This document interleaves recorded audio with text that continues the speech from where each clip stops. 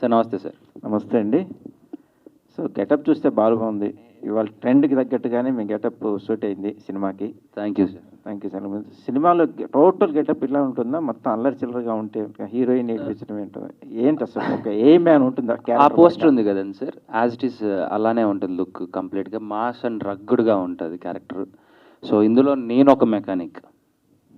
So అంతకుమించి reveal చేయకూడదు. అంటే బేసిక్గా హీరోయిన్ని అంటే మన స్ట్రీట్లో తిరిగే ఒక అల్లరి చిల్లరగా ఉండే ఒక అబ్బాయి, బాధ్యత లేని ఒక అబ్బాయి, తల్లి చెల్లి ఉన్న తండ్రి లేకోకుండా పెరిగితే ఎలా ఉంటుంది, ఆడికి ఆడికి ఆ రోజే లైఫ్, వాడు ఆ రోజు ఏదనుకుంటే అది జరగాలి, ఏదనుకుంటే అది కావాలి అన్నట్టుగా ఉన్న ఒక మైండ్ సెట్ అబ్బాయికి దేవత లాంటి అమ్మాయి తగిలితే ఎలా ఉంటుంది. సో ఆబ్వియస్లీ వెనకాల పడకుండా ఉండరు, పడిన తర్వాత పడేయకుండా ఉండరు, పడేసిన తర్వాత ప్రేమించకుండా ఉండరు. సో అలాగా ఈ క్యారెక్టర్కి డాక్టర్ అమ్మాయి రావడం, అంటే మీరు ఇందాక అన్నారే డాక్టర్ లవ్ చేశారు, ఒక ఒక రోగిష్టి ప్రేమికుని ప్రేమించలేని డాక్టర్ కూడా డాక్టర్ బాగుంటుంది సార్. అంటే ఎంగేజింగ్గా ఉంటుంది, ఫుల్ టు ఫన్ ఉంటుంది, మాస్ క్యారెక్టర్ ఉంటుంది, క్యారెక్టరైజేషన్, ఆ అమ్మాయితో మాట్లాడినప్పుడు ఒక మోడ్యులేషను, సో ఒక ఏదైనా ఒక ఇష్యూని డీల్ చేస్తున్నప్పుడు వాడి బాడీ లాంగ్వేజ్ కానీ, సో ఒక చిన్న ఫస్ట్ టైం నా లైఫ్లో ఒక మంచి కమర్షియల్ ఫస్ట్ అడుగు పెట్టడమే ఒక మంచి కమర్షియల్ సబ్జెక్ట్తో అడుగు పెట్టాను sir. So all the best. Success అవుతుందని నేను కూడా నమ్ముతున్నాను. అయ్యో థ్యాంక్ యూ సో మచ్. అదే సక్సెస్ కావాలి. Thank you. సరే, అసలే మూర్తి గారు టైటిల్ రివీల్ చేశారు. మీ మీ సినిమా సక్సెస్ కోసమని నేను స్పెషల్ పూజలు చేస్తారా? అప్పుడు అందరూ మీతోనే టైటిల్ రివీల్ చేయించుకుంటారేమో మూర్తి గారు. అదే కదా, సినిమాలు ఆడుతుంటే ఇండస్ట్రీ బాగుంటుంది, టెక్నీషియన్స్ ఉంటారు, ఆర్టిస్టుల లైఫ్ వస్తుంది, మా జర్నలిస్టులు అందరూ కూడా ఫీడ్బ్యాక్ ఉంటుంది, మంచిగా హ్యాపీగా ఉంటాం కదా అందరం టోటల్గా ఇండస్ట్రీతో షేర్ అయి ఉన్నవాళ్ళం మేము కూడా. సో సురేఖ గారు చెప్పండి మూర్తి గారు. కెరీర్ పరంగా అప్ అండ్ డౌన్స్ అన్నీ చూసేశారు. ఇప్పుడు కెరీర్ పరంగా అప్ అండ్ డౌన్స్ అన్నీ చూశారు. ఫస్ట్ ఏమన్నారు? కెరీర్ పరంగా అప్ అండ్ డౌన్స్ అన్నీ చూసేశారు. అవును. సో మీ అమ్మాయి హీరోయిన్గా ఎంటర్ అయింది. ఓకే.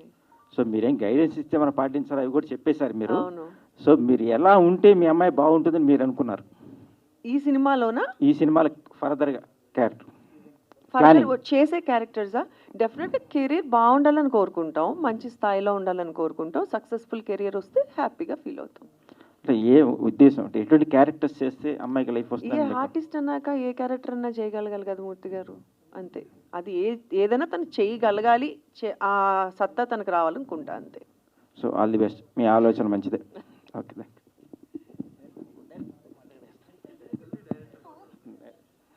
డైరెక్టర్ గారు